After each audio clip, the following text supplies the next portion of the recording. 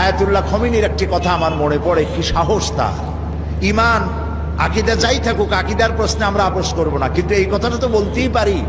যখন আমেরিকা তাকে বলেছিল যে আমার দূতাবাস থেকে যে 56 জনকে গ্রেফতার করা হয়েছে আমেরিকান, এদেরকে ছেড়ে দাও, তা না হলে তোমার খাদ্য রসদ আমেরিকা থেকে যত সাহায্য যায় সব বন্ধ করে দেওয়া হবে।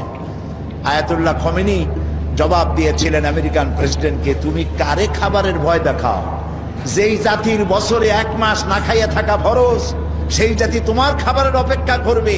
তোমার মতো কাফেরদের খাবারের কোনো পরোয়া আমরা করি না। আয়াতুল্লাহ খমিনীর একটি কথা আমার মনে পড়ে, কি সাহস তার! ইমান আকীদা যাই থাকুক, আকীদার প্রশ্নে আমরা আপোষ করব না, কিন্তু এই কথাটা তো বলতেই পারি। যখন আমেরিকা তাকে বলেছিল যে আমার দূতাবাস থেকে যে 56 জনকে গ্রেফতার করা হয়েছে আমেরিকান, এদেরকে ছেড়ে দাও, তা না হলে তোমার খাদ্য রসদ আমেরিকা থেকে যত সাহায্য যায় সব বন্ধ করে দেওয়া হবে। আয়াতুল্লাহ খমেনী জবাব দিয়েছিলেন আমেরিকান প্রেসিডেন্টকে, তুমি কারে খাবারের ভয় দেখাও? যেই জাতির বছরে 1 মাস না খাইয়া থাকা ফরজ, সেই জাতি তোমার খাবারের অপেক্ষা করবে। তোমার মতো কাফেরদের খাবারের কোনো পরোয়া আমরা করি না।